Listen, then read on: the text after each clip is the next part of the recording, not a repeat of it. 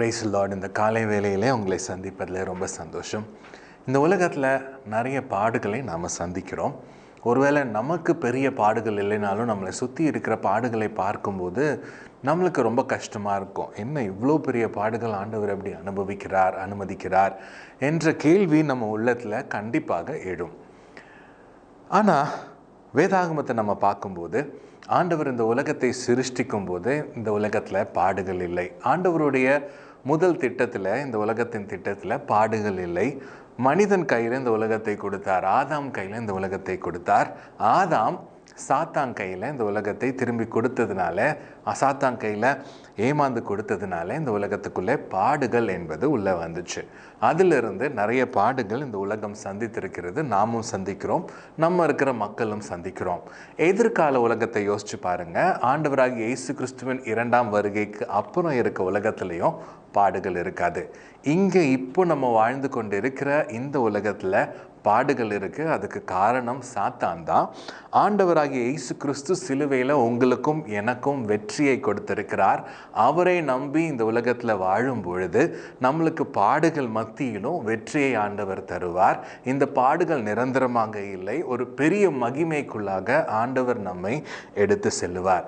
அந்த நம்பிக்கைக்கான ஒரு வசனத்தை நம்ம வாசித்து நம்ம ஜெபிக்கலாம். 1 பேதுரு 5ஆம் அதிகாரம் 10ஆம் வசனம்.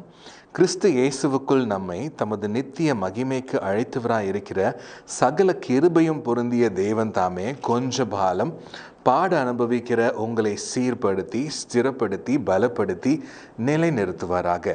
ஆண்டவராகிய இயேசு கிறிஸ்து நம்ம கூட இருக்கிறதுனால, ஆண்டவராகிய இயேசு கிறிஸ்து நமக்காக சிலுவையில் வெற்றி சிறந்ததுனால இந்த பாடுகள் நம்ம உலகத்தில் இருக்கிற வரைக்கும் இருக்கத்தான் செய்யும். கொஞ்ச காலங்கள் இருக்கத்தான் செய்யும்.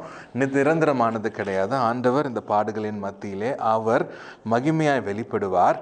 நம்ம கொஞ்ச காலம் இருக்கிற பாடுகளில் ஆண்டவர் உங்களுக்கு நிறைய காரியங்களை கற்றுக் கொடுப்பார். அவர் நம்மை சீர்படுத்தி, ஸ்திரப்படுத்தி, பலப்படுத்தி நிலைநிறுத்துவார். நாம் இந்த உலகத்தை விட்டு கடந்து போகும்போது அவருடைய மகிமையை நித்தியமாய் நம்ம காணுவோம். அந்த காலத்தில், அந்த உலகத்தில், நம்ம நித்தியமான வாழப்போகிற அந்த பரலோகத்திலே நிச்சயமான பாடுகள் எதுவுமே கண்டிப்பாக கிடையாது. நாம் இந்த நம்பிக்கையோடு இருப்போம். நம்மளுடைய பாடுகள், இந்த உலகத்தில் இருக்கிற பாடுகள் நிரந்தரமில்லை.